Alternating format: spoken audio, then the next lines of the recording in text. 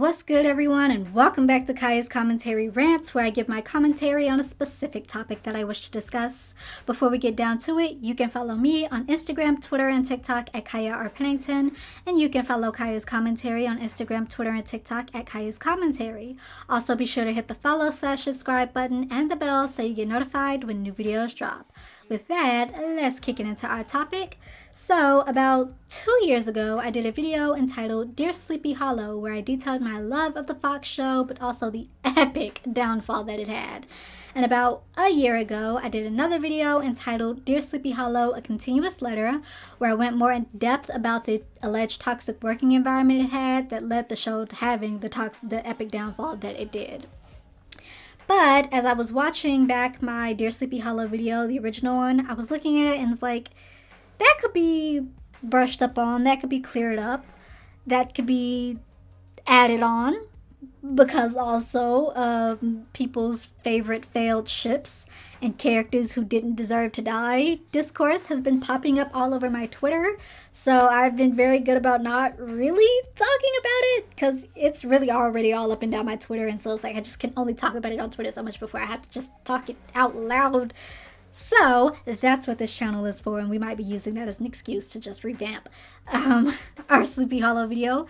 Like I said, that's what this channel is for. So we'll call this Dear Sleepy Hollow Revamped. And the original Sleepy Hollow video will probably go on private, because if you have the revamped version, you don't need the original. So I'm going to try to break this up. I already recorded this like 3-4 times, and it's so long, and I personally, space-wise, cannot afford for it to be so long.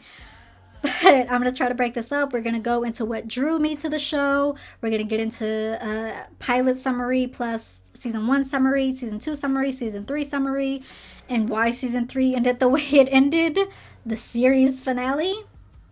Then we are going to go into character analysis, and then we're going to play Writer's Room and go into some rewrites that I would have liked to see, or will see if somebody finally dares pick this show up with the OG cast, you know, like, and then we're going to round out the show. So let's get into it. So this show popped off in 2013, 2013 to 2017, technically 2016, in reality, and if we in reality, 2013 to 2014. If you get it, you get it. It had 4 seasons total, but again, 4 technically, 3 in reality, and reality 1. Those that get it, get it. And it starred Nicole Beharie as Lieutenant Grace Abigail Mills, Tom Meissen as Ichabod Crane, Orlando Jones as Captain Frank Irving, Lindy Greenwood as Jennifer Jenny Mills, Abbie's sister, John Cho as Andy Brooks, John Noble as Henry Parish, and Clancy Brown as Sheriff August Corbin, and Katia Winter as Katrina Crane. So you had an amazing core of cast members. They seemed to genuinely click with one another. Now, Marie Ryan's book, Burn It Down, makes you think that that wasn't real, but like, don't say that until I hear from actual people. Like, it was real to me, okay? It was real. So they seem to have genuine chemistry off screen, thus making their characters have even more genuine chemistry on screen. Amazing core people, awesome, talented people. And the writers and executives purposefully burn this show down for no other reason than pure misogynoir, and I will never get over it, and I will never shut up about it. The anger is going nowhere to my grave, nowhere but to my grave, and I will never shut up about it. Maybe that should be the title of this video. Dear Sleepy Hollow, will I ever shut up about you? Nope. Nope. It's going nowhere but to my grave. Now, one of the reasons that I was drawn to it was because it was a creative take, a mixture of Washington Irving's Rip Van Winkle and Sleepy Hollow. So I thought that created an interesting concept. Also, it had a dark-skinned black woman, Nicole Beharie, as a leading lady in the fantasy role. And this show popped off in 2013. Oddly enough, that was not something you saw regularly. You had Bonnie Bennett from the Vampire Diaries, but We all know if Miss Bennett was not helping her white counterparts, the writers felt like she wasn't needed. You have Gwen from Merlin, BBC's Merlin. Don't even get me started on that. Because the way these people will sit here and class black women and black people in roles of desirability and then not go anywhere with that, just wimp out. Oh my gosh. It sucks. And I actually have a video on that, the disposable black girlfriend love interest, which you can find in the Kaya's Commentary playlist. And you can also find Dear Sleepy Hollow, a continuous letter in the Kaya's Commentary playlist, rants playlist, Kaya's Commentary rants playlist. So that drew me. It reeled me in. Another reason I was drawn to this show was because the content was fresh, two specific people, brought together through time to bear witness to strange supernatural events and stop the end of days. Now, you can say whatever Abbie and Crane could do, Sam and Dean from Supernatural have already done. The thing about Supernatural, I clocked out. I clocked out. Maybe season 10, whenever the 200th episode was. Don't get me wrong. I certainly miss long seasons, long series. I definitely miss 7 seasons minimum, 10 seasons max, 22 episodes per season, and then getting it back to back, film it in the summer, get it in the fall, film it in the summer, get it in the fall. I definitely miss that. We must go back to that formula. So definitely miss it. But also acknowledging that there are just shows that can do that and shows that can't, and Supernatural was not one that could. You take them out, you bring it back, you take them out, you bring them back. Okay, how do you end this? You end this either with them continuously going on, working through the fight, fighting the good fight, or you take them out one last time and it'd be permanent. But you've taken them out so many ways, how can you take them out? Oh, you take them out by taking Dean out with a rusty nail, and then the rest of the episodes, the rest of the season, episode is waiting for Sam to die, and then they'll be reunited in heaven. Was it emotional? Yes, especially when they slowed down Wayward Son. However, it just didn't need 15 seasons. Didn't need 15 seasons. And I say that with love for the show. So yes, Sleepy Hollow was a fresh concept to me, and I thoroughly enjoyed it in season 1 and wish they had kept to the magic of season 1. So, the reason they didn't keep to the magic of season 1 was because they got new writers each season, and then they started making it about historian Crane, and that's not what it was. It wasn't Ichabod Crane from the Fable of Sleepy Hollow with Katrina Van Tassel and Abraham Van Brunt. And that's what they tried to make it, especially in season 2, and it wasn't. That was not the premise, and that's why this show failed. Season 1, yes, Crane's a historian. He was a history teacher, but then he's drafted into the Royal British Army, and then he deflects and he goes to join the Continental Army. He's fighting under General George Washington. And then he's on the battlefield. He's fighting against a Hessian soldier. A Hessian soldier, BT dubs, is just a German soldier employed by the British. So he's fighting against this Hessian soldier, and the Hessian soldier cuts him down straight across the chest. So Crane knows he's done for. But he also knows he's taking this person with him. So he takes this Hessian soldier's head, thus creating the Headless Horseman. Da da da. So as their bodies collapse, their bloods merge. And I'm going to come back to that. So from there, Crane wakes up. I guess the camp is now a cave, so he wakes up he crawls out of a grave in a cave, makes it to the main road, and is almost hit by a car. So he's been running around, disheveled and confused pretty much all day, and he gets arrested at night. Now, why does he get arrested? Because being confused and running around surely isn't a crime. Because there's been a beheading. So, Sheriff August Corbin and his mentoree, Lieutenant Grace Abigail Mills, are investigating some strange activity on a farm. So, Corbin goes into the barn, and he ends up seeing the Horseman of Death, headless. He knows that his time has come. It's more so, it's less him seeing this headless being and more so knowing that his time has come. So, he takes off Corbin's head, and the axe goes straight through the barn door, and Abbie's on the other end. So she's scared. She screams out. And then Headless comes out, and he rides out on his horse, and the horse does a little thing. And Abbie sees, quote, death in all his glory, end quote. And then she runs in and finds Corbin's lifeless, headless body. So she calls it in.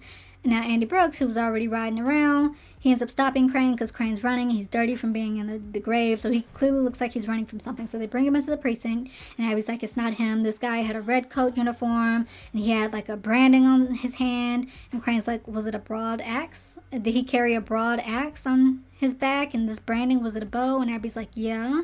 Crane's like, no, this can't be.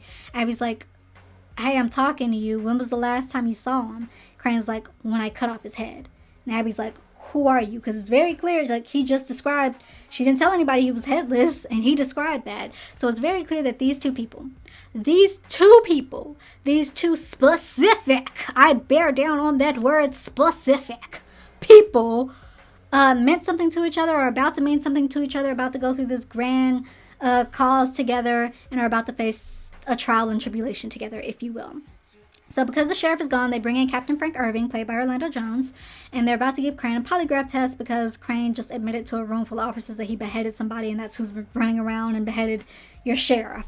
So like, oh no, we gotta test him. Real quick, potty mouth sarcastic Crane. I do not think we get that after episode 1. And there are like several cases, right? Like Abbie comes in and he's like, you're a lieutenant, a female lieutenant. And I don't think it's anything sexist. It's just like, there are no female lieutenants. Like, what is this? They get to the polygraph test, and he's like, what is that? And he's like, it's a lie detector test. It'll tell us if you're lying. The machine knows. Yeah, okay. And they're like, look, you can take the test. You can pass it. We can let you go. You cannot take it. We could book you and go through this whole process. And he's like, proceed. They say, how did you get here? Crane's like, I could tell you if I knew where the hell here was. Now, I have questions, several thousand questions, but I'll spare you the indignity of strapping you to a damn chair. Like, he's just like, oh my gosh. As Abbie's leading him out, she's poking at him about how people think he's crazy and none of this is real. And he's like, oh no, that's great. That's great that none of this is real. That means that my wife hasn't been dead for 200 years. That means that none of what I'm seeing and touching and hearing is actually happening. It's not real. That's awesome to know. This day just continues to bear gifts. We'll be sharing a cell, Lieutenant. British people don't say lieutenant, they say lieutenant. And I was like, get in the damn car or I will shoot you. Point blank, period. They get in the car and Abbie's poking at him. She's like, so 250 years, huh? Noisy neighbors to the south didn't wake you. Did you get up to pee? And Crane's like, you know what? None of what you're saying is clicking in here. And why are you wearing trousers? When did it become okay for women to wear trousers? Like, we don't get that after episode 1, I don't feel like. We definitely get moments where it's like on that dude energy from Crane, but like potty mouth sarcastic Crane, I don't think we get after episode 1, and I feel like we should have. I feel like Myson definitely could have played equal parts sarcastic, witty, sarcastic potty mouth, and then equal parts British gentleman, because that's mostly what we get. Crane's a British gentleman, which is A-okay, you know. Myson played that. Definitely see why he had women weak in the knees, so that's A-okay, but like also potty mouth Crane. Also, filthy Crane. Y'all know, real quick, the new Walking Dead that's popped off. Which, side note, I have always meant to watch The Walking Dead. It sat on my Netflix list for years, and I just never watched it. And then y'all kept posting stuff on Twitter, and it's like, you know what, let me go ahead and watch this show so I can get to this show. And it's like, now I'm sitting here binging 11 seasons in 2 days.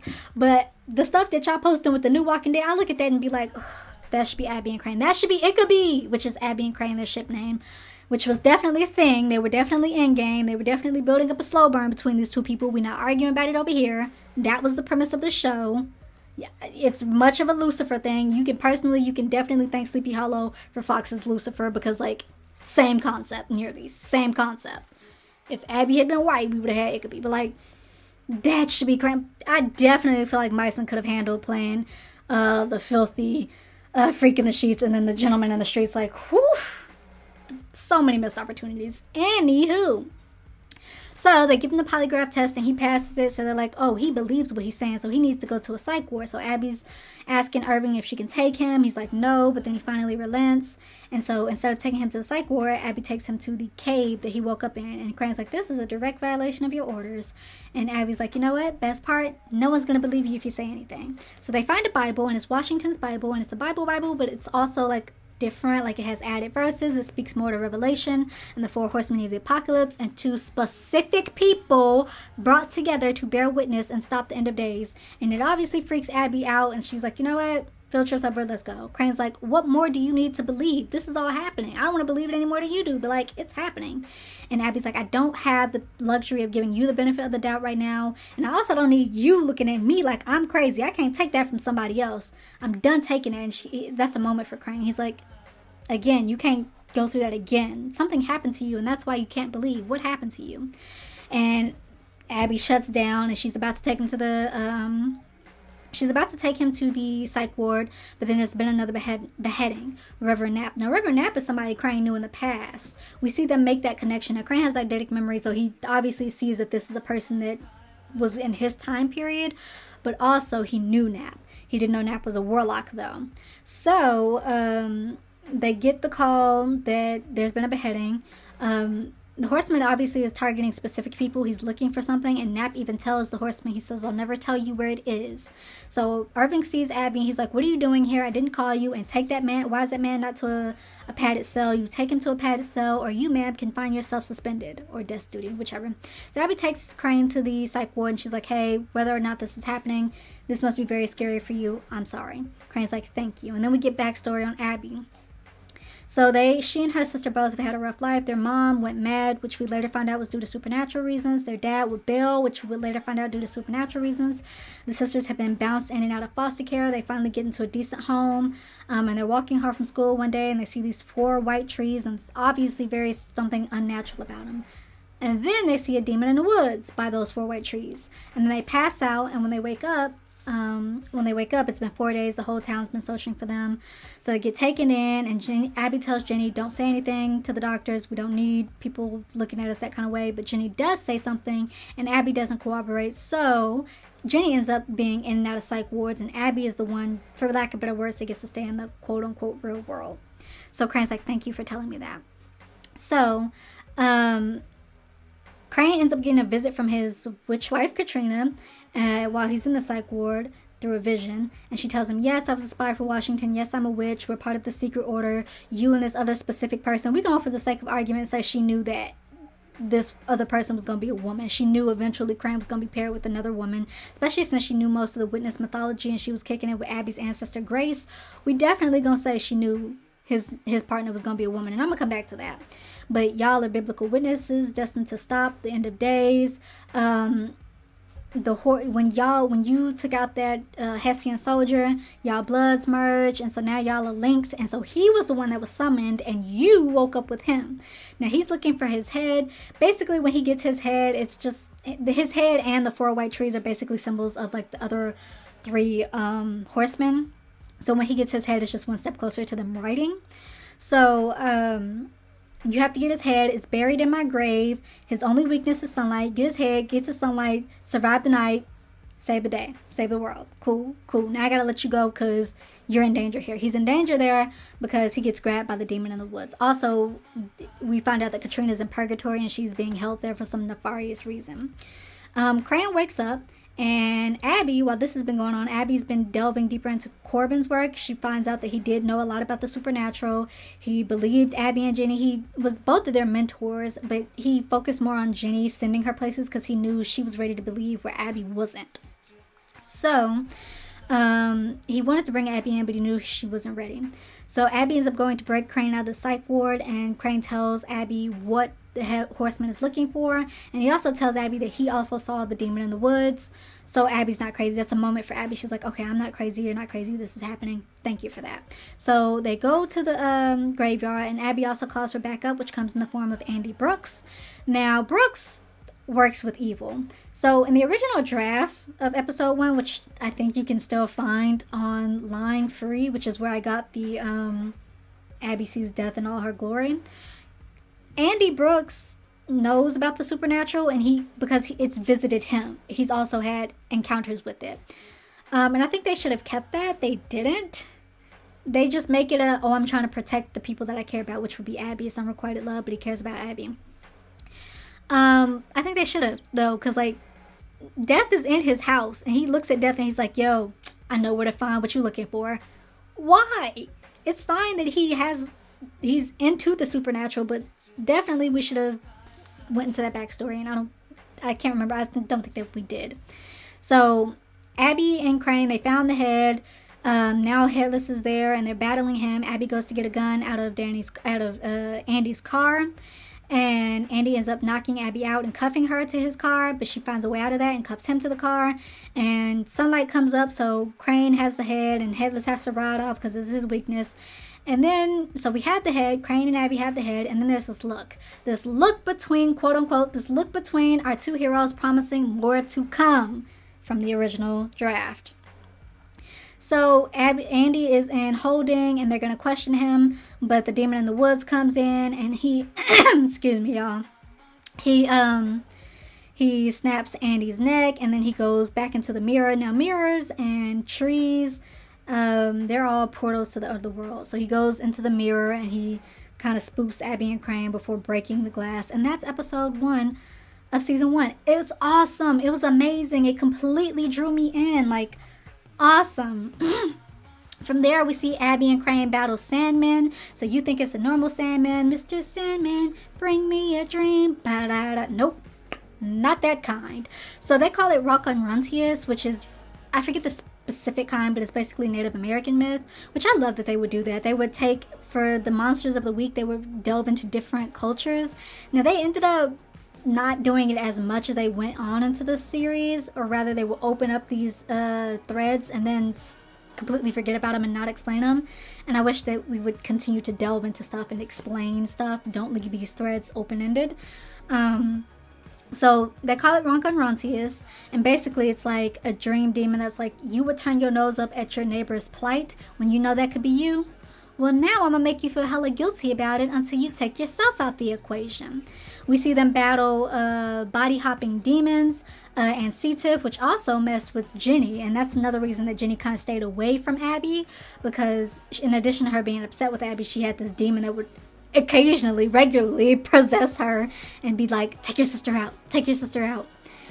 We see Abbie and Jenny, they're angry at each other, and them coming back together and actually, you know, being a part of Team Witness together. We see Irving come into the supernatural and be in the fold. Unfortunately, his family also gets into it.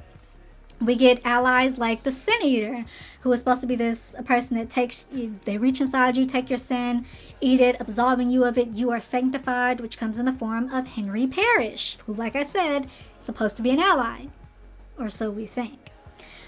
We also see that Abraham Van Brunt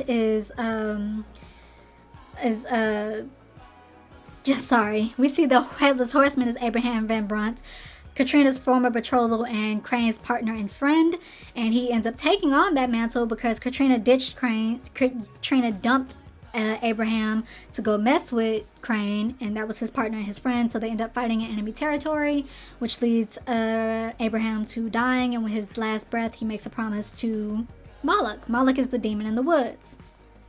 We also see Crane and Abbie go into the bowels of purgatory. So this is how season 1 ends.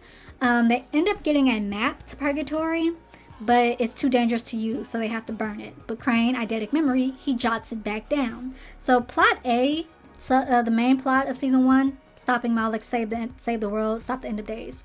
Plot B, the second plot, take Katrina out of purgatory, bring Katrina out of purgatory, but I'm gonna get to that. So Henry come up and he's like, hey yo, I had a vision. I saw the Horseman of War being summoned. It's an eclipse today. It's the anniversary that the day that the Mills sisters saw the demon in the woods, saw Moloch. I feel like today gonna be the day. And so they're like, oh no, we need magic. We've done everything. We've stopped everything so far without magic, but now we need magic. So, Abbie and Crane go into the bowels of hell, and bowels of purgatory, and they find Katrina, and they're like, hey, yo, okay, we got you, let go. And Katrina's like, we ain't making it out of here. 2 in, 2 out. Somebody got to stay. And Abbie's like, okay, it's me. That's what Moloch's warning meant. So a couple of episodes ago, Moloch was taunting Crane, and he was like, I touched her soul being Abbie. I touched her soul once, soon it will be mine forever, and you will deliver it to me. I'll offer you this warning. The saint's name is a sign, but when you know my meaning, it'll be too late. The saint's name? Saint Henry Parish. So Jenny has been trying to figure out what this warning meant, and she's been searching through Corbin's things, and she finally makes it to a church where it's this sign that's hanging, and it says Saint Henry Parish. So before she can tell Abbie and Crane that, Headless rolls up and he shoots out her tires, and she's laying on the her car flips and she's laying on the road, unresponsive, presumably, So Henry is waiting on the outside for Abbie and Crane. So Crane and Abbie and Katrina, they're down there, and Abbie's like, I can't keep running from him. It's my turn. I have to face him. And so Crane, he's like, okay, I will come back for you. Katrina gives Abbie an amulet, which I don't know what this amulet really did. I mean, when she used it, it seared itself into Moloch, and then she dropped it. And then when Crane goes back to get her, he's like, you need that amulet, find it. And then she's looking for it, and then she can't find it. But it's like, it also doesn't matter, because they end up getting out of purgatory without it. Like, opening threads and then not explaining them. I don't know what it did. And then Crane, her say goodbye. He hugged all up on her. He cradling her hair. He whispering in her ear, I'll come back for you. Remember our bond. In front of his wife. Mind you, Katrina and Crane are from times where men and women can't even be alone in the same room. So, let alone hugged up. He hugged up on her in front of his wife. Even she got a look that's like, what are you doing? And then when they go to leave, the longing look that he gives Abbie, he does not want to leave her. Which, real quick, I wouldn't rewrite anything from season 1 outside of like maybe tweaking it to go along with other rewrites of later seasons. But like, I do think it would be interesting to see if Crane, this longing look, he's like, you know what? I can't do this. And he stays behind and he sends Katrina on. And he's like, you go stop the horsemen. We'll find another way to get out of here. And then they actually write it in such a way that they get out of there. Like, I do think that would have been interesting. Like, oh, he did not want to leave her behind. I don't know why I'm hoarse, y'all. Sorry. So Katrina and Crane get back to the real world. And so Katrina's trying to do a locator spell to find the 4 white trees. And she's like, oh, I can't levitate a flower. It's been some time since I used my magic hair. She couldn't do magic work. Crap, y'all. That's another reason why people hate her. And it's not even really her fault. It's the writer's fault. And I'm going to come back to that. But horrible. So they get to the white trees. And Katrina's like, okay, my magic is weak. But I ain't sensing no horseman here. If he was raised, he's certainly not here now. And Henry like, oh, yes, he is. And Crane and Katrina turn is like, why are you saying it like that? And then Henry throws Crane and Katrina up against the 4 white trees. And is like, you know what? I am the horseman of war. Yeah, God sent the witness to stop us, but she was too young and she didn't have her other path. And so down in purgatory, Abbie's running from Moloch, and she ends up falling into this dollhouse that her sister and her used to play with. And then we see Teen Abbie and Teen Jenny. And Teen Abbie is like, we're the memory that Moloch took from you. You actually saw more that day. You saw him rising the horseman of war, who was Henry Parish. And they're like, you know what? We got to get up out of here. Abbie's like, I got to go. So Henry is like, not only am I the horseman of war, I'm also Jeremy Crane, your son that you forgot. Now, Crane really didn't even know he had a son. Katrina kept that from him, either because he was already dead or due to his role within the war. I think it was like due to both of their roles within the war. But Katrina ended up having to leave Henry behind due to her role in the war. And so he's like, yeah, I'm the son you left behind, and your coven, mother, spotted. They cut me down. They cut me down and they buried me in this box. So you know what I'm going to do? I'm going to let the horseman of death take you. That's Abraham, and that's why you were being held in purgatory for a prize for him. So death rolls up and he takes Katrina, and then Henry throws Crane in that same pine box that he was buried in. He breaks one of the seals, and then he buries Crane alive, and that is season 1. Oh my gosh, hell of a plot twist. That was an epic season finale. Like, it was awesome. I remember going to my aunt after I was done watching. She was like, are you done watching TV? And I was like, yes. Now let me tell you about this show I've been watching. Oh my goodness. It was awesome. Not all the times consistent and a little kooky, but mostly awesome. And it did something right, because after the airing of its third episode, it had already been renewed for a second season. Sleepy Hollow is a very great example of what to do season 1 and what not to do everything after season 1, because season 2 hit, and we all the way up here, and then we careened down like just fast like a roller coaster. Like, you watered everything down, you whitewashed everything, you made it about the Crane family drama hour, which would have been okay for a couple of episodes, certainly not an entire season. Like, they had 5 extra episodes too and still couldn't make Crane family drama and Katrina or whatever their stupid ship name was a thing. Season 1 got 13 episodes, season 2 got 18, season 3 got 18, nothing after. I feel like they really should have stayed within the 13 episode format, because that allowed it to be more to be desired, I think, and the world building I feel like is easier. Like I said, I love fully fleshed out series, 22 episodes, but sometimes a 13 episode season hits well just like a 22 episode season. You just have to know which ones can and which ones can't. Smallville Sleepy Hollow definitely should have stayed within that 13 episode format. It would have left more to be desired depending on how you write it. So you had a whole season, 5 extra episodes, still couldn't make it a thing. It would have been okay for a few episodes if you had been balancing that out with what Abbie and Crane were doing, Jenny and Abbie were doing, Irving was doing, and the entire team Witness was doing. No, you made it about Katrina not being able to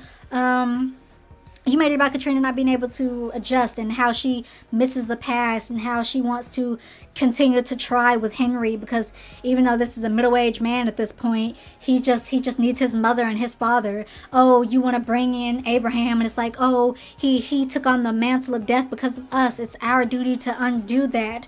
Oh, like, it just sucked. And then you bring in Holly, who's supposed to pair with Jenny's Laura Croft character. He's supposed to be this Indiana Jones character, but he really just takes away screen time from Jenny. Like, Jenny doesn't have to know everything, but why does Holly? When Jenny didn't know something, she would go to Corbin's files, not this person that she knew from her past. Like, go to his files. Why does Holly have to know everything? He was useless, really. He just took away screen time from interesting characters. Like, season 2, nothing. There are episodes that are like, the concept was interesting, but definitely could have been more interesting if it had been tweaked. The mess itself, like the drama, if you're going to add drama, focus on the love triangle that you've set up. That's the drama. You don't have to focus. The Crane family drama can be like a plot within the plot, but like not the main focus. Like, you have Abbie acknowledging the fact that she's falling in love with a married man. Crane, a married man, acknowledging the fact that he's falling in love with another woman. And the Katrina, the married woman, witnessing it all the while from the little ooh towards Abraham. Because, yeah, she definitely...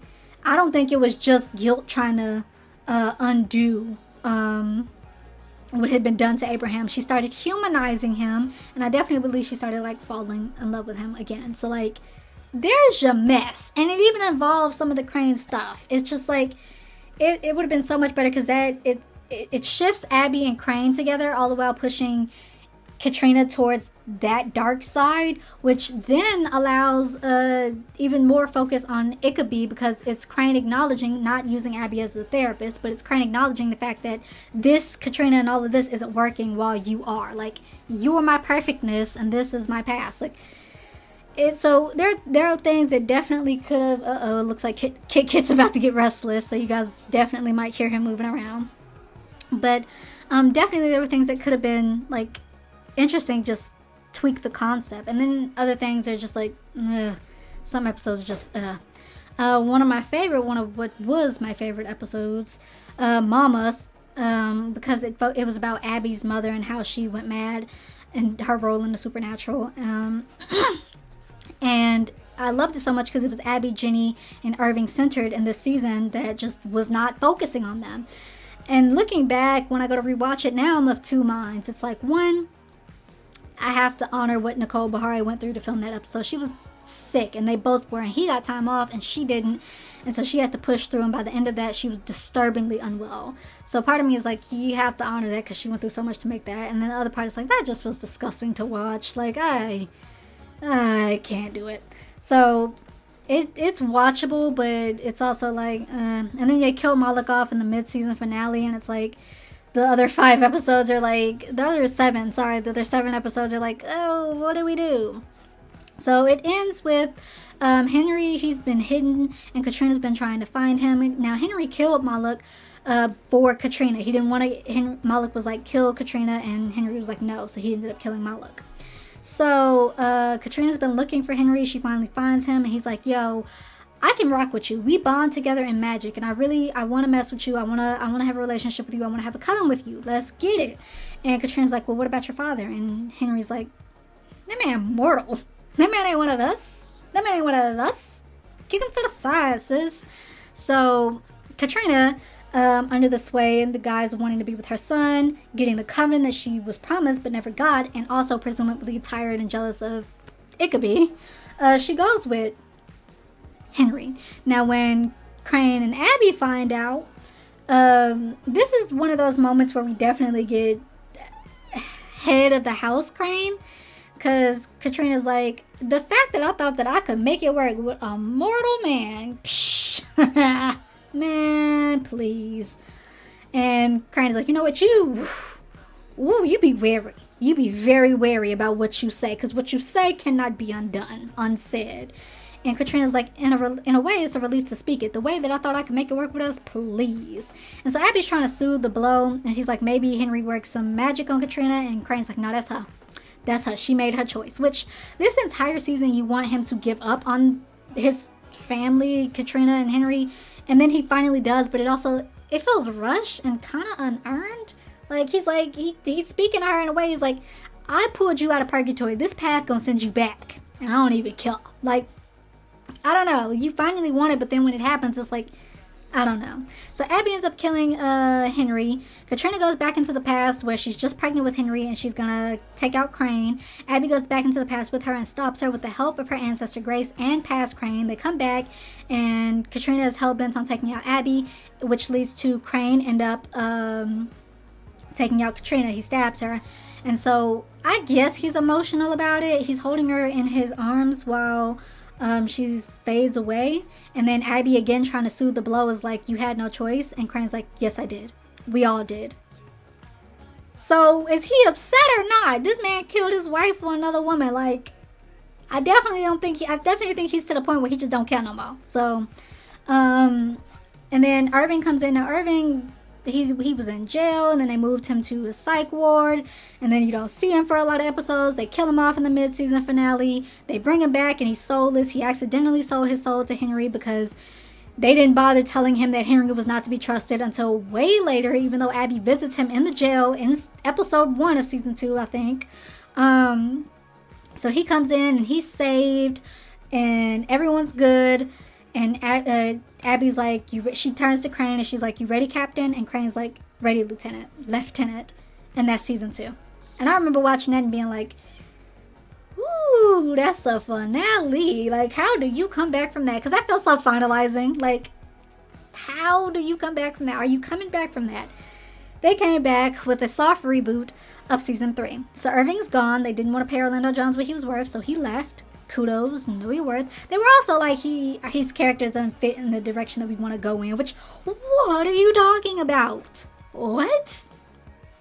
So Crane went traveling to process his grief, quote unquote, and I say quote unquote because I just don't feel like he had, I don't feel like he had grief over losing Katrina and Henry, and I'm going to try to remember to come back to that. He'd been gone for 9 months. He has not communicated with Abbie and Jenny at all within those 9 months. Abbie went off to Quantico, so she's now an FBI agent, and she's also back to where they started in season 1, where it's like, our mission is over. We're done with that. We're just regular civilians now. The first call she gets about Crane in 9 months is to bail him out of ICE, I think. And she and Jenny both should have been way more upset with him. When she see Crane, they notice each other differences, the haircuts and the suits and all that.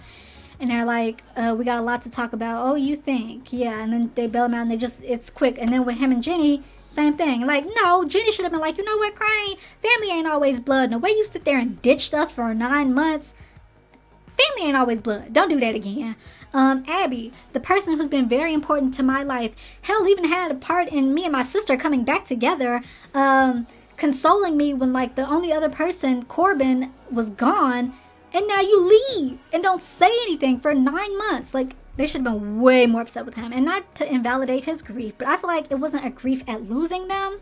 I feel like it was a grief at the lack of loss of them. Like, he got over it relatively quickly in like in the season finale, like up 2. So I think it was the lack of grief. And I feel like if you had set it up that way, it would have been a nice little push towards Ichabod. Because it's like, I had a lack of grief at losing them because I care for you in such a way. I was falling for you, and it just, I was gravitating towards you, and it didn't. The more I looked at that, the more it's like, I don't want that. I didn't. Obviously, for the people they knew, he can grieve for the people that they knew, but it's also like, I feel like it was a lack of grief, not necessarily grief itself. So season 3 starts, and it's Pandora of Sumerian myth, not Greek myth, and she sucks Headless into her box. Which, why? I know you wanted to go in a different direction, but like, scare back to season 1 with the 4 horsemen of the apocalypse. Like, why would you not want Death as your lieutenant? Like, why would you? But she sucked Death into her box. And she's releasing all these creatures because she needs several different creatures to open up her tree of death that allows her ever abusive husband, the Hidden One, to be summoned. So, nothing basically happens season 3. Like, really nothing. Pandora is a far better villain on her own as opposed to just with the Hidden One, but even still, both of them, they do nothing. Like, Hidden One comes out, Abbie, we throw Abbie in a tree and we throw her in a box. And so in the tree, there's this amulet that possesses Jenny, and so she gets it, and instead of Abbie gets it, and instead of taking it and throwing it to the tree, she goes with it. And it's like, why?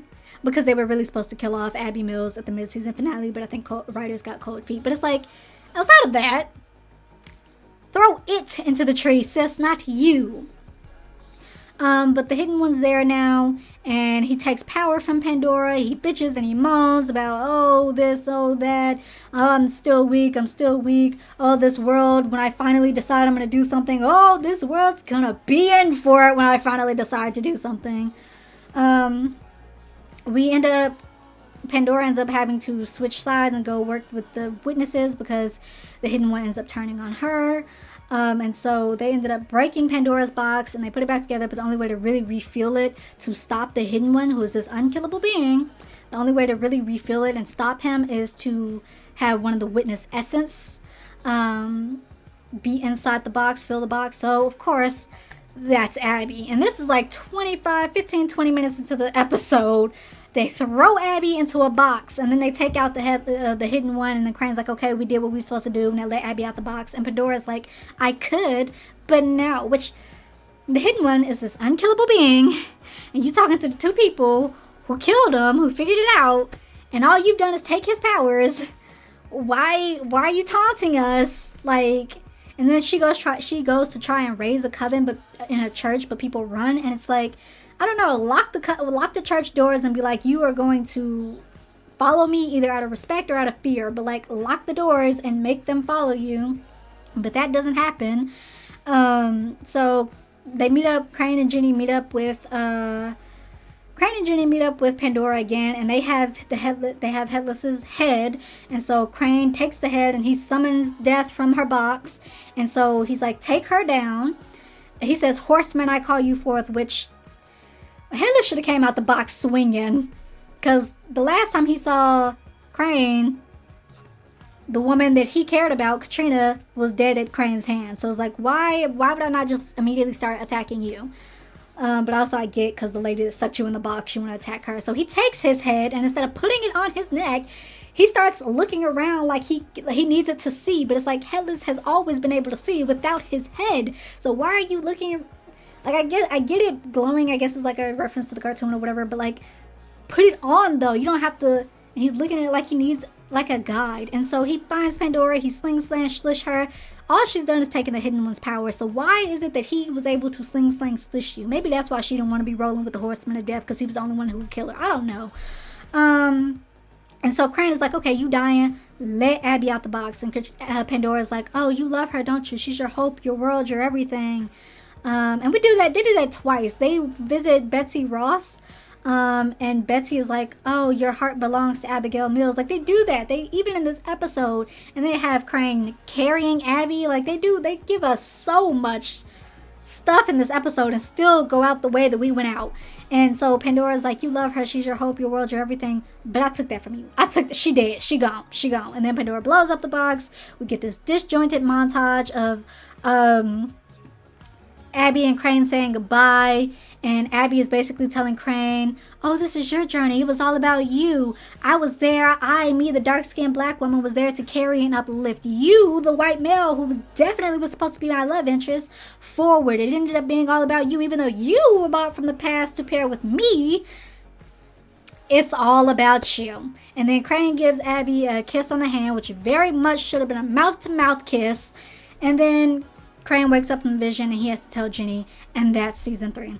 That's the series finale, really. Season 4 we don't count because it's really a giant FU to the former fandom of season 1, 2, and 3. You definitely cannot convince me they had enough ratings and viewership to get a 4th season. And then it's just like they move to DC, they get a whole other group. It's an 11-year-old girl that's the witness, and her mother ends up playing surrogate witness. It's stupid. And I only watched it years later so that I could come up with a better fanfic that connects it all together. Like, it's just, it is not. Too many people got away with that series finale. Yes, I'm counting 3 as a series finale. Too many actors included got away with this because your entire premise was that these 2 specific people were paired together, brought through time. Crane was brought from the past to her time to pair with her. 2 people brought together to bear witness.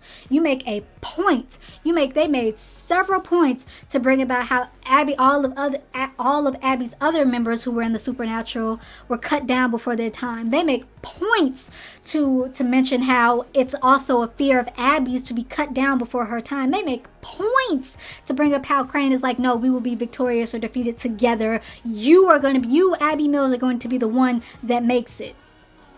And then they take her out in one of the most disgusting, tasteless ways you can kill off a black woman by mammying her in the year of our Lord 2016.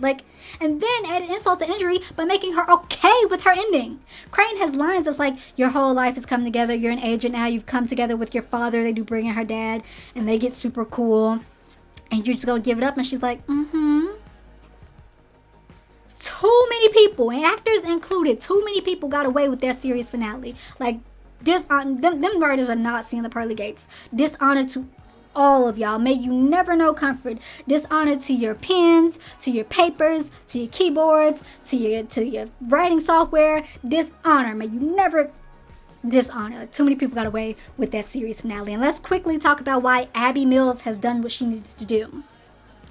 I personally don't think that they wrote Abbie Mills to be a black woman. I think they wrote her to be a white woman, and then she ended up being played phenomenally by a black woman, and they just don't like that. That's why Abbie Mills has done what she needed to do. Point blank, period. No other reason than pure misogynoir. And the fact that they didn't like the fact that Abbie Mills was the one that was... Abbie Mills and Ichabod. Sorry if y'all hear him. He in his litter now. The fact that Abbie Mills and Ichabod were bringing in content, and they much preferred Myson to be the forefront star. But no creative project is sold by one person. It's created by one person. It's a collaborative process. And they just did not... They wouldn't go with it. They didn't allow it to be that way. And that's why Abbie Mills has done what she needed to do. For more on that, definitely check out my Dear Sleepy Hollow, a continuous rant letter. A continuous letter rant. In the Kaya's Commentary Rants playlist, because I got to keep it pushing to character analysis. So, real quick, one last note. Season 1, by far the best. Season 2, watchable. You watched it. But season 3, nothing basically happened, but you watched it and then you got pissed. I very much, that aside, I do recommend people checking out this show because, one, I don't feel like it got enough viewers. I mean, I guess it did because it's like, by its 3rd episode of season 1, it got renewed for a 2nd season. So obviously fandom, but I feel like, I don't know, like Lucifer fandom, which personally I feel like y'all can really thank Sleepy Hollow for paving the way for Fox's Lucifer, because it's essentially the same plot, essentially the same tweaks, but same story. So if it had like that and people I feel like I don't know. Maybe Netflix, maybe somebody else. I feel like somebody somewhere would have saved this show and got the actors back on board. Also, to understand why many other sleepyheads, people in the fandom, will never shut up about this show, you have to understand. And to understand, you have to watch it. And honestly, you won't ever fully understand it because it's like, we saw this in real time. We saw Abbie Mills and other black characters be pushed aside and sidelined and murdered and massacred and troped and all these horrible tropes in real time. We saw them gaslighting us in real time. So, like, you won't ever fully know. But to get a glimpse, you definitely have to check it out. So I definitely would highly recommend it. With that, let's get into character analysis. Let's start with my favorite character, Grace Abigail Mills, played by Nicole Bahari. Played down. Loved it. She did her thing. Now, people would sit here and try to play her like she was just so boring to watch, but shut up. Nicole Bahari emoted passion and feelings as Abbie Mills. Way better than Katrina ever did. That is no hit to Katia Winter. Like I said, being told you're going to play this badass witch and only play the whispery damsel in distress in pretty clothes had to be frustrating. So that's more a hit towards the writers. But Abbie did that. Like, she did that. We see her relationships and her anger and her love towards Abbie, towards Irving, and trying to keep his family safe, towards Crane, especially as they start gravitating towards it could have been more, which I'm about to go into. Like, we see her disbelief at the supernatural and how slowly she has to believe in herself and the process and all of it. We also see that she's very much a grounding character for Crane's silliness, goofiness. She's very much the main character. Like, she represents the audience. Crane's explaining all this stuff to her. She's being brought into this world. It's like, that's a representation for us. We see the world and the explanation. It's like a crafty way of how you explain how they get away with some of this kooky stuff sometimes, but it's also like they're explaining it, but they're not doing it in a way that's like just dropping heavily explanation. Like, she's very much a stand-in for the audience. But like, Crane is like ranting about taxes, a $2 tax, what the heck? And she's like, Crane, you here? Take it here. Or it's like, the founding, we gotta unionize because the founding fathers never intended for, we started the war on less than 1%. Crane, you here? Take it here. You know, the founding fathers, Crane, for the love of God, do not bring up the founding fathers. You know what? Paul Revere is not a dentist you will want in your mouth. Crane, here? Take it here. Like, she's very much a grounding character, and I love that. My take at her, it's also very much independent black woman coded, and I hate that for her. Like, she got hella hoops. Her and Crane both. But like, and while we definitely see Crane engaging in all of his, we don't see anything from Abbie. You got Andy Brooks from season 1. Now, that's Unrequited Love, so I'll give you that. You got Luke Morales from season 1. That's Abbie's boyfriend. But they break up because she's going to go to Quantico, and then she never left. And even Crane is like, well, would you not get back together? And Morales very much still cares for Abbie. And she almost gives him a shot, but then Morales gets a visit from a dead Andy Brooks, and he's basically like, stay away from Abbie Mills. And so Morales blows her off. But Morales very much clearly cares. Also, they just wrote Morales off. Like, the way they just wrote Morales off after such an episode and we never see him again or understand what happens to him, just wild. I've always thought about that. Anyway, we don't get anything that suggests she actually enjoyed being in a relationship with Morales, and we should have. Like, game nights, dinners, dates, something. She was very much a boy, I do not have time. She actually says that to him. She's like, I don't have time for this. Like, nothing. Season 2, we get to like Orion. He's an angel, and people say he's often flirty with her, and she's intrigued, but it's also like Calvin from season 2, he's a journalist, and it's just one episode. He's very flirty though, and it's also very much a push out of here. Danny Reynolds from season 3, that's actually supposed to be a love interest to Abbie, and we don't get anything, not until the last 2 minutes, and it's like, and he and Abbie have a past, and again, we don't see anything that suggests she enjoys being in a relationship with him. He tells her that he loves her, and she's like, you love me? You ain't never said that before. Like, we don't get anything. Making love, dinners, dates, get nothing that suggests she actually enjoyed being in a relationship with Danny Reynolds. And then you try to make it into a relationship the last 2 minutes and just don't do anything with that. Like, even with Crane, and it's very much, like, you definitely see she cared about him more than any other male, but it's also definitely could go more in depth with that. It's like the Sunshine X Grumpy trope, but he's the sunshine and she's the grumpy, but it's also like she's not grumpy, she's just independent black woman coded. Like, it sucks. I hate that for her. Outside of that, love her. Nicole Bahari did that. Ichabod Crane. Now I don't know where Myson stands on the Sleepy Hollow mess, so I ain't trying to praise him, but he definitely embodied what this Ichabod Crane was supposed to be. Like, he did that. He bodied that. He's definitely the goofy fish out of water side character. He's ranting about taxes, $2 taxes we need to write, which is totally fair. We definitely see his feelings towards Abbie, and the growing closeness of that, and actually romantic feelings towards that. We see his friendship with Jenny, with Irving, with all the people that are brought in. Like, it very much works. My only tick at him, one, that man's a hoe. Man's a hoe. Like, man, I think he liked being a hoe. His shirt went from here to continuously open up. You can't be telling me you were showing that much skin. Man's was a hoe. Like, he had his own betrothal before he broke up with her. He had Katrina. He had Caroline, which is a character from the back end of season 1 into season 2. He had Betsy Ross, and it's a running gag in season 1 and season 2, and then they actually bring her character in season 3, and I feel like that ruins the gag. Also, the gag's already been ruined for me, because I was like, when did he have time to do that? Now, Katrina and Abraham both were very crucial plot points in the Crane coming to the colonies and then flipping sides, and the Katrina, even at her betrothal to Braun, was always in Crane's face. So, like, where did Crane have time to mess with Betsy Ross in such a way? Like, but he got her, he got a little liaison with her. And then he got Zoe Corinth for season 3, which she was just there to fill a void because that was left by Katrina, which you didn't need because you had Abbie. You had Abbie to fill that void. You had Abbie.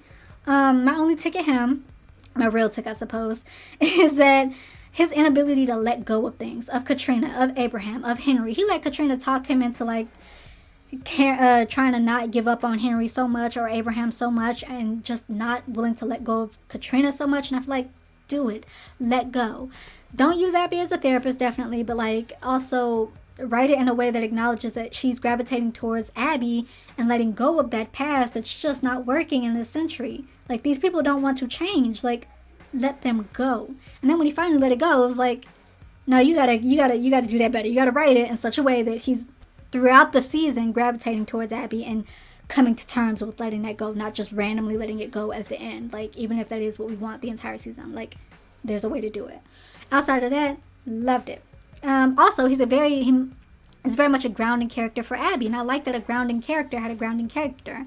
He's very much, Abbie, you can do this. Abbie, have faith. Abbie, we got this. Abbie, believe. Trust in yourself. Trust us. Trust this process. And I like that. I very much like that the grounding character had a grounding character. Captain Frank Irving. Love. Orlando Jones truly was, like, just probably one of the best parts of this entire product. He was very much captain of SSI Ichabod and very willing to interact with the fandoms, even when the writers told him not to, which why? But even when they told him not to, he was very much, and I appreciate that. And he was going out of his way to, like, sell this stuff.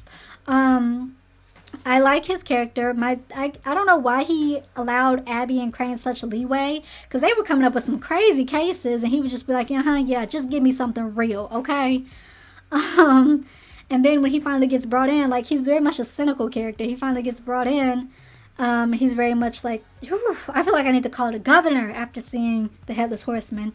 And Crane's like, what you gonna tell him? What you think I'm gonna tell him, Crane? That the horseman of war, the horseman of death is beheading people to bring about the end of the days?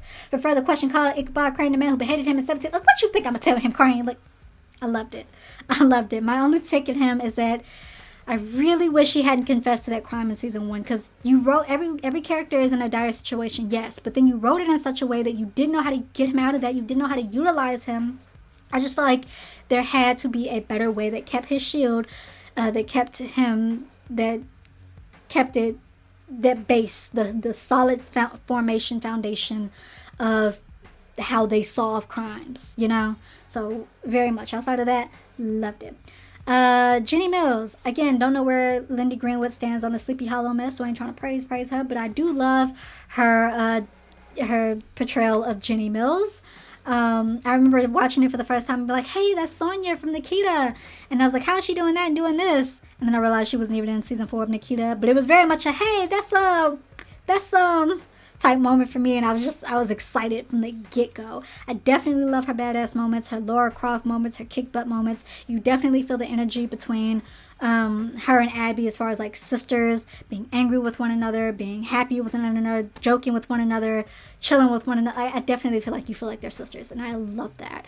No real ticks at her except, I don't know, sis, why Holly? I ain't saying the man ain't attractive, but like, why Holly? Like, I don't know. That man reeks commitment issues. Like, I don't know. Why Holly? Henry Parish. Definitely prefer season 1 Henry. Season 1 Henry was mysterious and dropping all these little clues and crumbs. Season 2 Henry was a freaking crybaby. Like, oh, my daddy doesn't love me. My mommy doesn't love me. My circuit daddy, Moloch, doesn't love me. He's scolding me. Like, he couldn't do anything. Like, you turned him into a crybaby. A mommy issue, daddy issue, circuit daddy issue. Like, season 1 Henry would never. I feel like he definitely could have had connection to Abbie, to Katrina and Crane, kind of like Abraham did. But being their love child, I don't know. You took a character like Henry Parish with a notable actor like John Noble, and then turned him into a crybaby. Like, season 1 Henry definitely my favorite. Katrina Crane. Oh my goodness, the bane of Sleepyhead's existence. It could be Sleepyhead's existence. She just should not have been in the series for as long as she was. Not how they wrote it. My stance on Katrina has very much been either 1, she should have been a helpful ghost like Grace, or 2, she should have realized that everything she did in service to Team Witness was counterproductive to them, as it was. So in a final act of redemption, she takes on this last mission that does serve Team Witness, but also takes her out in the process. She just shouldn't have been in there as long as she was. However, I've also come to 2 other conclusions. So either she should have been a villain from the jump, which would have been mad interesting in another plot twist, because think about it, she sent them to the senator Henry Parish, the horseman of war. She was manipulated into doing that, but what if she wasn't? She got them down to purgatory, and then she separated them, giving Moloch what she wanted. What if when they got back to the real world, Henry throw Crane up against that tree and she stepped out being like, you thought I was feeling you? Horseman of War, call my real boo up, and then Horseman of Death roll up and she willingly get on that horse. I think that would have been interesting. Or she should have become a villain way earlier on. Because let's take a moment to go into the tragic character that is Katrina Crane. So she gives up, she turns her back on the motherland and comes to the colonies to be a Quaker. She's approached by Washington, and he's like, hey, yo, I got this secret war. Help me fight it, and you and your coven of witches in general will be integrated into society, which he was telling black folk and the native folk the same thing. So maybe that's your fault for believing that. Like, I don't know. Hey, I got this other person. He's very important to this war. Even though he's going to be paired with another woman eventually, I need you to turn him. She turned him, knowing he's going to be paired with another woman. So she flip him and then fall in love with him, break up with her boo, Abraham, and start messing with Crane, thus inadvertently creating the Horseman of Death. She get pregnant, but she got to keep her pregnancy from Crane due to the war, and she also got to keep her magic from Crane due to the war. He get cut down, so she got to bury him, put him into slumber so that he can go be partnered with another woman. She get cut down by her own coven. She got to give up her son. She get cut down by her own coven for hiding Crane's body. And then she gets sent to purgatory. She's held there for 230 years. She get out of purgatory. She see her husband already falling in love with said other woman, and then get kidnapped by her old flame. Like, every right to be a villain. Also, she was getting mad victim shamed by Crane at the mid-season 2 finale. Like, this man was high-key victim shaming her for being non-consentingly magically pregnant and bearing demon baby Moloch. Like, she had every right to be a villain. Either she should have been one from the get-go, or she should have turned, like, under the sway of Henry, and knowing that that's her fate to pair with darkness anyway, and presumably tired of Crane and Abbie. Like, they're together. And maybe that's still cliche and throws her into the crazy witch genre, kinda. And maybe a lot of my rewrites might be cliche, but certainly better than what we got. Do you hear me? So yeah, she had every right to be a villain. And being a villain was the second interesting thing they did with her character. The first being, like, in purgatory and actually helping them from purgatory. And then they take her out an episode later. Like, villain Katrina could have done some things. End of the day, we still very much team it could be over here. So she just, and her writing, the people didn't like her, is also not just because Ichabod was popular, it's also because, like, you had a whole bunch of males in that room writing her, playing fantasy with her character and dressing her up and doing all, like, it was just, so it must have sucked to have been her. Sophie Foster from season 3, she's a character they bring in. She's an FBI agent and she gets brought into the fold. No real problems with her. I really like her. I just feel like, am I the only one that was getting queer vibes from her with Jenny? Like, they bring Joe Corbin in and he's an interesting character too. And so he and Jenny end up getting together. Cute, not the story we wanted, but cute. But also Jenny and Sophie, rivals to lovers. I'm just saying, like, I was getting that vibe. Joe Corbin, like I said, nothing too hush about him. I liked his character. The fact that, when Abbie and Jenny needed to talk, Crane had someone else to talk to, bringing him into it just made sense. His dad was already here, so it just made sense that he would want to know about that. So no real issues with him. Daniel Reynolds from season 3, no real issues with him. He just wasn't a good love interest, and that's not even his fault. It's just the writers. They wrote it that way. They wrote it in such a way that he wasn't a love interest to Abbie until the last 2 minutes, and then didn't do anything. You can definitely see that he had Crane pressed and vice versa, though. Like, and I'm gonna come back to that with rewrites. My tick at him is, and it's not even at him, it's the writers. It's sloppy, tacky writing. They gave him a line that I feel is very much a shot at Nicole Beharie, Abbie Mills, and the fandom that was screaming, Abbie's a main character too, treat her like one. He got a line that's like, oh, it's just the Abbie Mills show with you, huh? No one else can get involved, it's your show, which I feel like it was a very personal hit to Nicole Beharie, Abbie Mills, and to the fandom. And it's like, you know what? It is the Abbie Mills show. You see how you ain't had no audience after I left, right? It is the Abbie Mills show. You guys are all players in my play, okay? But that is character analysis. Real quick, we're going to play Writer's Room and then end out the show. So season 1 wouldn't really touch anything outside of, like, making it a little bit more consistent and tweaking it to go along with other rewrites. Season 2, several examples. Let's start with the Heartless episode. It's a succubi as the monster of the week. They pull out your darkest desires. They don its clothes and whatnot look alike. So when it goes after Crane, it dons Katrina clothes, and it very much should have donned Abbie clothes, because here we're at the point where it's all about Abbie. Crane's in love with Abbie. They flirting in this episode. Abbie's like, Crane, you like to dance. And Crane's like, wouldn't you like to see?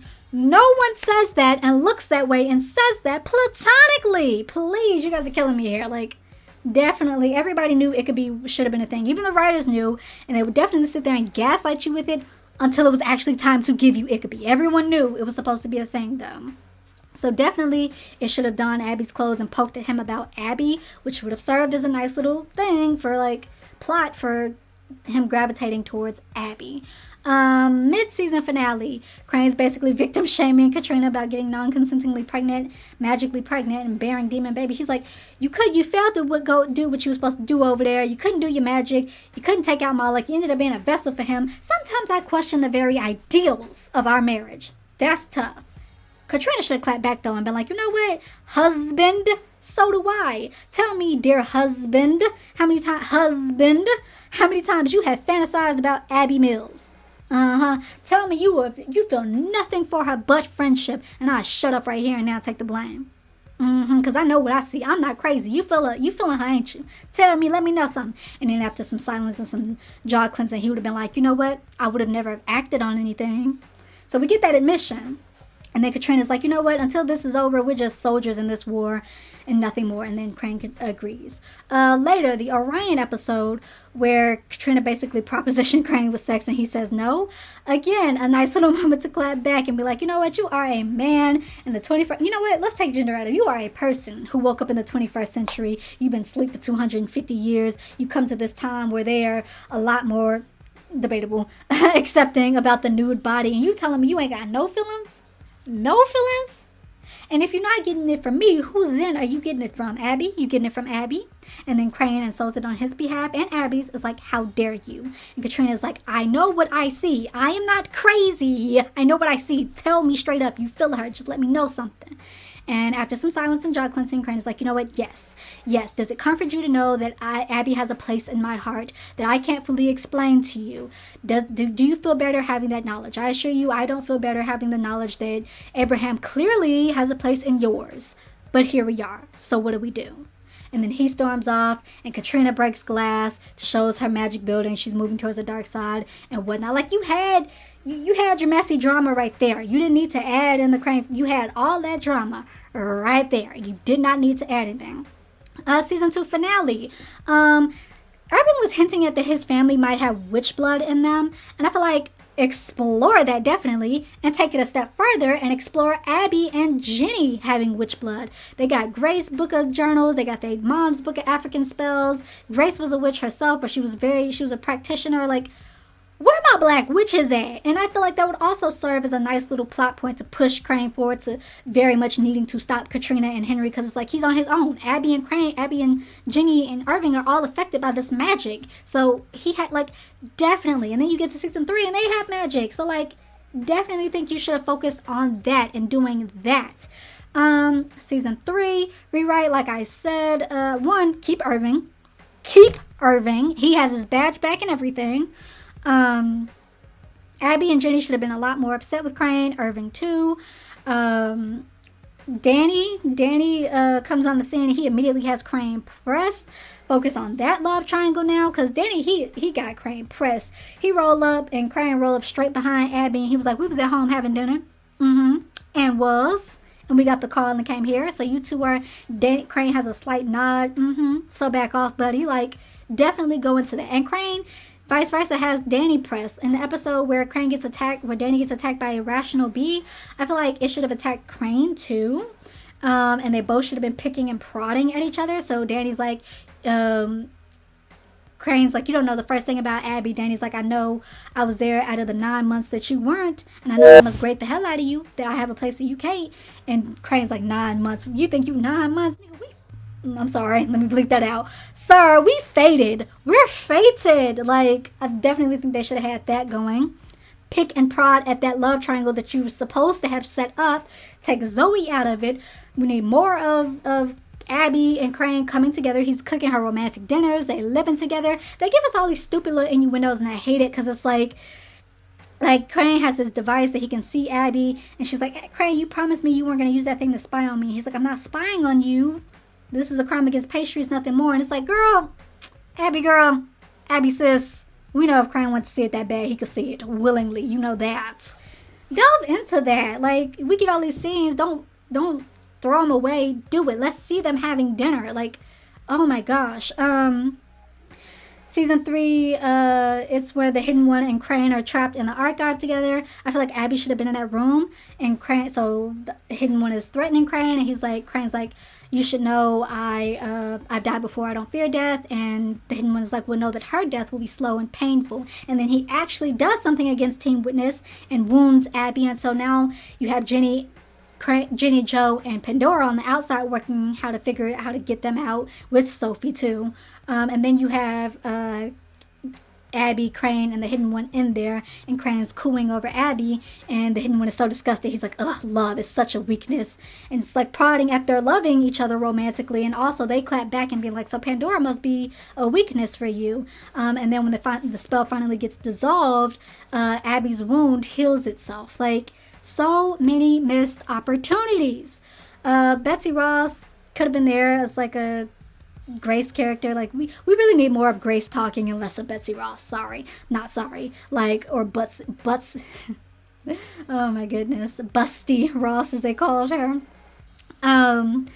That's really all. Season 3 finale. The Crane from season 2, who by the way did this, he also did this in front of his wife.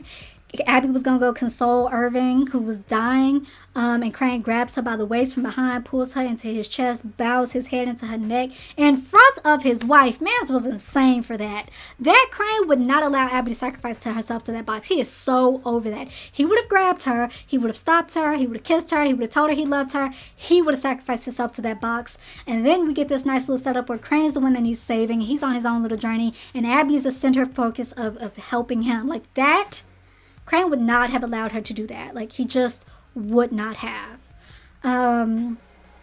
that's really, those are my rewrites, and I ain't gonna go more into it because I actually do have like season 3 rewrite, season 2 rewrite, season 4 rewrite. Like it's just fun to me, okay? It's fun to me. I know I can't like do anything with it. If I could get past all the legal jargon and technicalities, Jordan Peele and Ryan Coogler, if you want to hit me up, see if we can get the OG cast, you know, get some black excellence going on here.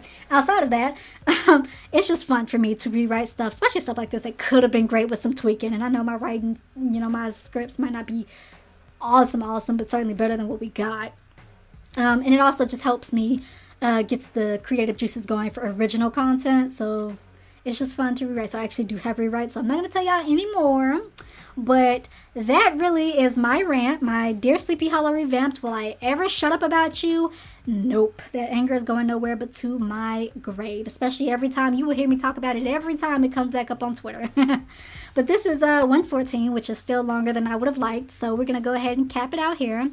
Dear Sleepy Hollow, like I said, will I ever shut up about you? No, I will not. Sincerely, an Ichabod sleepyhead who will never get over the downfall of this once great show. You had magic in a bottle, and all you had to do was stay the course, and you couldn't keep your own biases in check to secure you a 7-year bag at the minimum.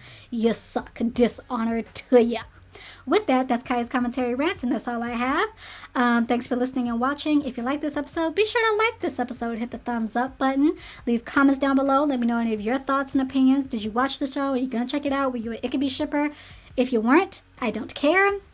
Not to be rude, because definitely be respectful. We can have a conversation with one another, but only if we are respectful. But we're not playing devil's advocate about why Ichabod didn't happen or why Abbie didn't deserve a love interest at all. This is very much the same plot line as Lucifer, and if Abbie had been white, we would have gotten Ichabod. Point blank, period. Like, so we're not doing it over here. But definitely let me know any of your thoughts and feelings in the comments down below. Don't forget to follow me on all my social media. Don't forget to follow this page and all my other content. Thanks for listening and watching. See you next time.